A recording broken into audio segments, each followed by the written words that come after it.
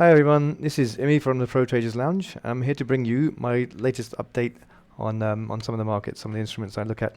So I'll jump right into the charts initially, and let's see where we go from here. So um, this is something I've been looking at for a while now. I called this out on the group few weeks ago. I was looking for this trend line to be broken. So we had a very nice trend line here, almost perfect touches. 1, 2, 3, 4, 5 touches in here. Like locally, there were potentially 2 touches here, 3, 4, 5 maybe. And with indices and stocks, these trend lines can keep them going for a long time. But once you have a break, you can get significant moves. So initially, I was looking for this move here from the breakout, a slight back test, and then a move up to this key level.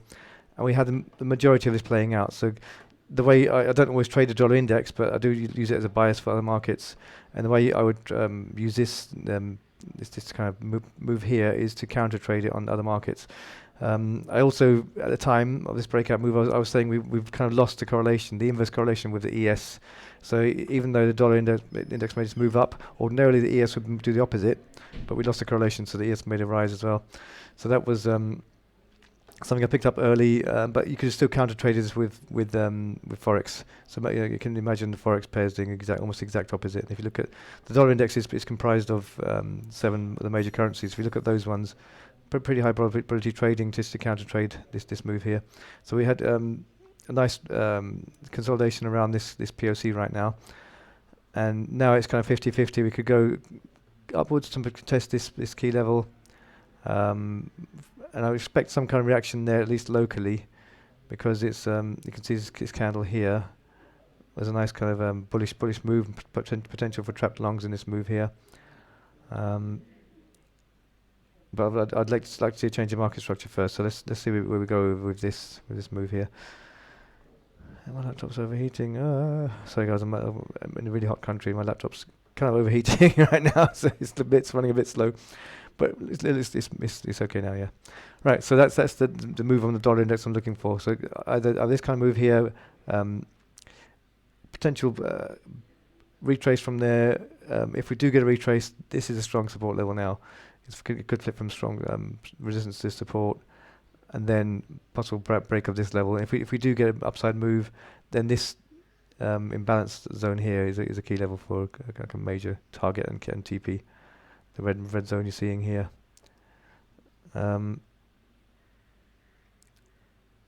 ES is, look, let's just switch to ES now. Oh, my laptop's overheating. Right, the ES has made this move again. I've been this is my TA from a few weeks ago, no, last week, week before, looking for this simple liquidity level, lots of nice equal touches, an eventual break, and right into this resistance zone. And this is resistance because we had some nice equal highs here, back here, and then a kind of breakout move, and potential for trapped longs to be in this zone here. So where if there's trapped longs in that zone, looking to break even, you can get what I call a break even bounce. It could get a break even bounce where we are right now. Invalidation is just above that high, and but this has been quite strong price action. Quite an extended consolidation zone for that. I would expect something similar with the ES. Possible retrace here down to here, and maybe a move upwards. So there's 2 things to watch out there. Kind of similar moves on the dollar index and the ES. If we do get a bearish move, I'd expect this low to be tested at least. And from here, it could be a swing failure for more upside, or it could be a continuation downside move down to here. So they're both easy things to trade, but nice ones to watch out for. Bitcoin has been doing this. I'm a big fan of triangular price action, and this is quite a high time frame one. So we've had multiple touches either side. Looking for the way I trade triangles is to look for a fake out to one side and trade them to the other side. And similar to my swing failure method, it doesn't matter how far the fake out is, as long as we get some kind of fake out. Locally, it hasn't been much of a move so far, because if you look at these as exact touches, we've had a couple of exact touches, and now a tiny move here. Like I said, it doesn't look like a lot, but it may have potential.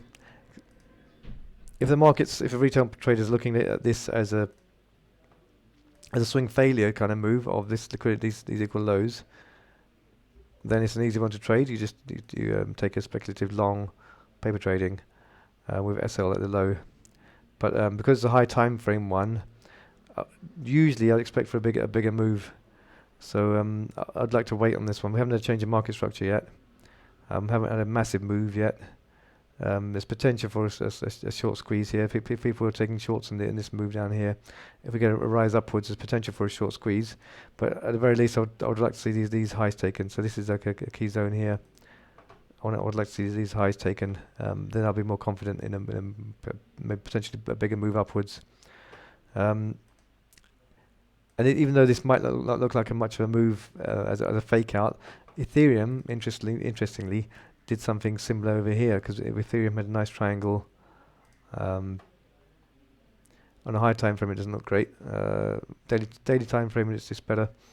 Multiple touches either side, and a kind of tiny, similar kind of as a move to Bitcoin, a tiny like a fake out move here, and then a nice move right up to the other side of the triangle. So if you traded that, it's a simple kind of trade. It's you have your paper trading SL at the low of the fake out, and ride it up. Major TP at the other side, on the other side of the triangle. And now it's kind of 50-50 with Ethereum. It's pretty sideways. Last thing I'll look at today, guys, is gold. Gold has been, again, playing out exactly as I wanted it to. You know, I mentioned this in our live sessions.